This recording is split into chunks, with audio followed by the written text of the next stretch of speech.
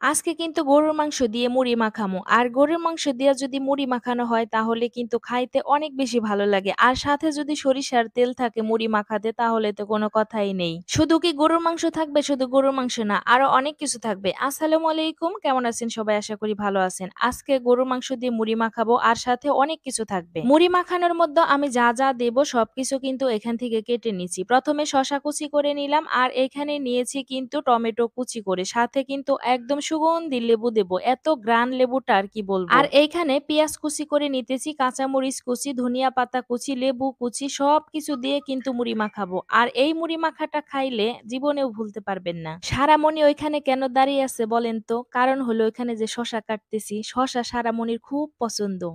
ও দাঁড়িয়ে দাঁড়িয়ে আমার কাছ থেকে কিন্তু শসা নিয়ে নিয়ে খাচ্ছে।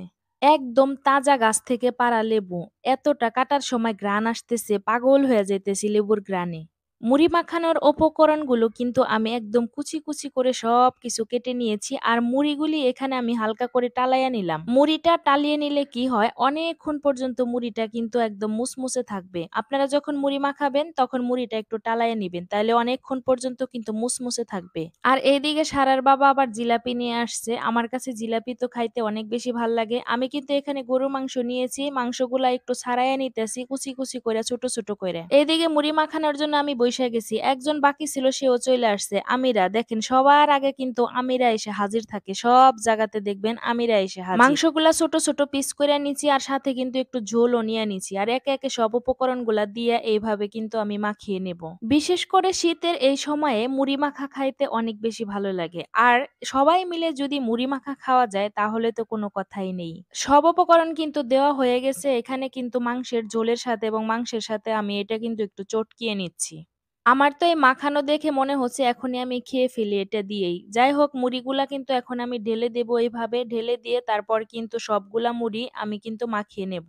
এই মুড়ির মধ্যে কিন্তু একটা জিনিস এখন দিতে হবে, সেটা সরিষার তেল। আর সরিষার তেলটা যদি দেওয়া যায় মুড়ি মাখায় তাহলে তো খাইতে অনেক বেশি ভালো লাগবে।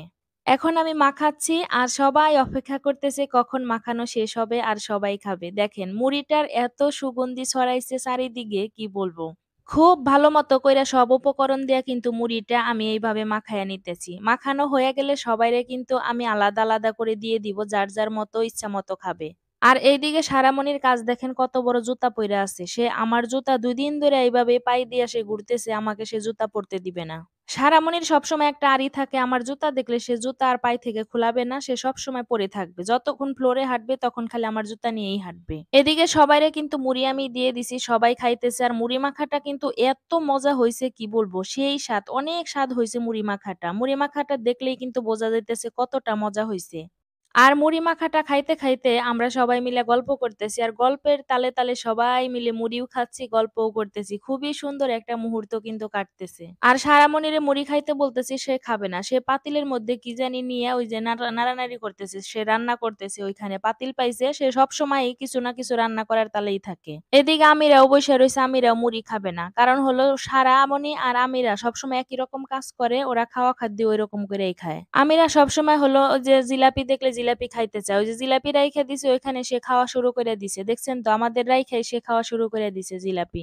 পরে আমিরারে ওখান থেকে ভাইঙা একটু দিতে গেছি যে ও ওখানে খাক। আর এদিকে সারার বাবাও শুয়া শুয়া খাইতেছে আর টিভি দেখতেছে।